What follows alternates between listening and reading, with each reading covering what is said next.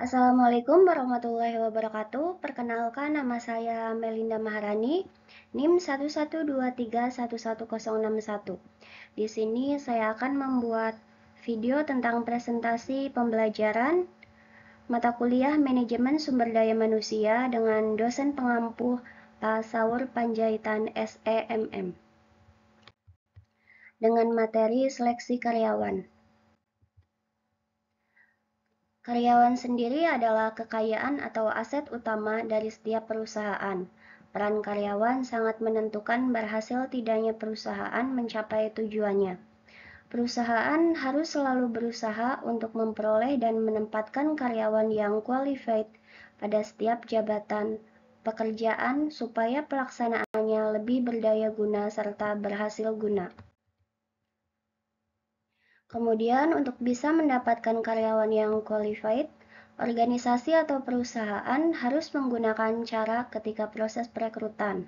Setelah proses penarikan sumber daya manusia sebagai calon karyawan itu selesai, maka proses selanjutnya adalah proses seleksi dan penempatan terhadap calon karyawan tersebut. Untuk memperoleh hasil seleksi yang tepat, perlu mempertimbangkan 3 masukan penting, yakni analisis jabatan, rencana sumber daya manusia, dan penarikan. Definisi seleksi itu sendiri. Menurut Melayu Hasibuan, seleksi adalah suatu kegiatan pemilihan dan penentuan pelamar yang diterima atau ditolak untuk menjadi karyawan perusahaan. Seleksi ini didasarkan kepada spesifikasi tertentu dari setiap perusahaan yang bersangkutan. Kemudian pengertian menurut Dale Yoder, seleksi adalah suatu proses ketika calon karyawan dibagi menjadi dua, yaitu yang diterima dan yang ditolak. Kemudian ada pengertian menurut R.S.D. Fedi, seluruh konsep dari seleksi dan penempatan karyawan yang efektif dan diharapkan mengurangi tingkat perputaran atau keluar masuknya karyawan. Kemudian ada dasar-dasar seleksi. Ada beberapa dasar seleksi. Yang pertama, kebijaksanaan perburuharaan pemerintah. Misalnya ada seleksi usia, melarang adanya diskriminasi kulit, agama, dan suku bangsa. Kemudian ada job specification. Prinsipnya yaitu the right man on the right place and the right man behind the right gun. Kemudian ada ekonomis rasional. Ada biaya, waktu, dan pikiran dimanfaatkan secara efektif sehingga hasil efektif dapat dipertanggungjawabkan. Kemudian ada etika sosial. Memperhatikan norma-norma hukum, agama, kebudayaan, dan adat istiadat masyarakat, serta hukum yang berlaku di negara yang bersangkutan. Kemudian ada tujuan seleksi. Ada beberapa tujuan. Yang pertama ada mendapatkan karyawan yang qualified dan potensial, mendapatkan karyawan yang jujur dan disiplin, mendapatkan karyawan yang cakap dan penempatan yang tepat, mendapatkan karyawan yang terampil dan bersemangat dalam bekerja, mendapatkan karyawan yang memenuhi syarat undang-undang perburuhan, mendapatkan karyawan yang dapat bekerja sama, mendapatkan karyawan yang dinamis dan kreatif, mendapatkan karyawan yang inovatif dan bertanggung jawab, kemudian mendapatkan karyawan yang loyal dan berdedikasi tinggi, mendapatkan karyawan yang bekerja secara mandiri, kemudian yang terakhir adalah mengurangi tingkat absensi dan turnover karyawan. Ada 2 metode penetapan jumlah karyawan. Yang pertama, metode non-ilmiah.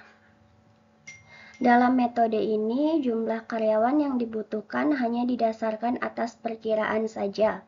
Metode ini akan mengakibatkan jumlah karyawan yang diterima tidak sesuai dengan kebutuhan volume pekerjaan sehingga menimbulkan kerugian. Kemudian yang kedua ada metode ilmiah. Dalam metode ini, jumlah karyawan yang akan diterima betul-betul atas perhitungan dan analisis beban kerja serta standar prestasi kerja.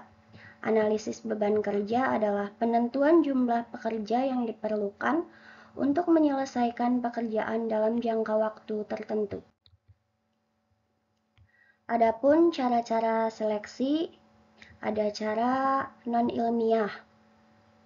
Unsur seleksi meliputi surat lamaran bermaterai atau tidak, ijazah sekolah dan daftar nilai, surat keterangan dan pekerjaan dan pengalaman, referensi dari pihak yang dapat dipercaya, wawancara langsung, penampilan dan keadaan fisik pelamar, kemudian ada keturunan dari pelamar bersangkutan dan tulisan pelamar.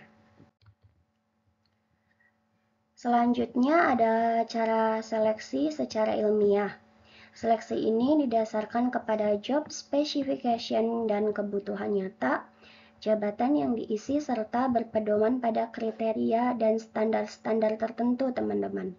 Antara lain, metode kerja yang jelas dan sistematis, berorientasi kepada prestasi kerja, berorientasi kepada kebutuhan real karyawan, berdasarkan job analisis dan ilmu sosial, kemudian berpedoman kepada undang-undang perburuhan. Kualifikasi seleksi diantaranya ada umur, keahlian, kesehatan fisik, pendidikan, jenis kelamin, ada tampang, bakat, temperamen, karakter, pengalaman kerja, kerjasama, kejujuran, kedisiplinan, dan kemudian yang terakhir ada inisiatif dan kreatif. Sistem dan prosedur seleksi. Ada beberapa sistem dan prosedur seleksi. Yang pertama, sistem seleksi menurut Andrew F. Sikula adalah Success, Hardless, and Compensatory Approach. Success, Hardless adalah sistem seleksi yang dilaksanakan berdasarkan urutan testing. Jadi ini sistem yang berdasarkan urutan tes ya teman-teman. Kemudian ada compensatory approach, adalah sistem seleksi dengan menghitung rata-rata nilai tes pelamar. Apakah mencapai standar atau tidak? Sistem prosedur seleksi ini berdasarkan nilai teman-teman. Jadi rata-rata nilai ujian nasional yang biasa yang digunakan. Kemudian prosedur seleksi ditetapkan dengan cermat berdasarkan azas efisiensi untuk memperoleh karyawan yang qualified dengan penempatan yang tepat. Kemudian ada langkah-langkah seleksi. Seleksi surat lamaran, seleksi belangko lamaran, pemeriksaan referensi, wawancara pendahuluan, tes penerimaan. Jenis-jenis tes penerimaan. Ada tes psikologis, yaitu peralatan tes yang mengukur dan menguji kepribadian, temperamen, bakat, minat, kecerdasan, keinginan berprestasi, terdiri dari tes kecerdasan atau intelligence test, menguji kemampuan mental pelamar dalam hal daya pikir secara menyeluruh dan logis. Biasanya ini terdapat tes semacam tes matematika dasar seperti itu teman-teman.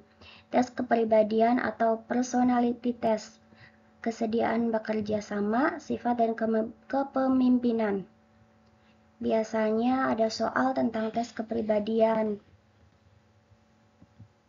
Seperti ada tes Kraepelin, itu juga bisa mengukur tingkat kepribadian kita. Ada tes bakat atau aptitude test, kemampuan potensial yang dapat dikembangkan. Kemudian ada tes minat, interest test, mengukur antusiasme terhadap sesuatu jenis pekerjaan. Dan yang terakhir ada tes prestasi atau achievement test, mengukur kemampuan dari pelamar. Jenis-jenis tes penerimaan, ada tes pengetahuan atau knowledge test, yaitu bentuk tes yang menguji informasi atau pengetahuan yang dimiliki para pelamar sesuai kebutuhan dalam pelaksanaan pekerjaan. Yang kedua ada performa test, yaitu mengukur kemampuan pelamar untuk melaksanakan pekerjaan yang akan dipegang, misalnya tes mengetik bagi calon pengetik atau admin. Tingkat-tingkat seleksi. Seleksi tingkat pertama meliputi semua prosedur seleksi sejak dari surat lamaran sampai dengan pelamar dinyatakan diterima. Kemudian ada seleksi tingkat kedua dilakukan kepada calon karyawan yang berstatus masa percobaan. Seleksi tingkat kedua lamanya ada yang 3 bulan, ada yang 6 bulan, atau bahkan 1 tahun. Atau bahkan sekarang itu kebanyakan magang ya teman-teman, atau ada yang outsourcing. Seleksi tingkat yang ketiga adalah seleksi yang dilakukan dengan menguji prajabatan atau latihan. Mereka akan dipromosikan dan diangkat menjadi karyawan tetap serta haknya akan diterima sepenuhnya. Jadi biasanya sebelum ada pengangkatan itu dilakukan tes dulu teman-teman. Jika peserta atau karyawan tersebut memenuhi syarat untuk tes, lolos tes secara interview, lulus tes secara dasar atau psikologisnya, baik dia akan diterima. Kendala-kendala seleksi. Yang pertama ada tolak ukur.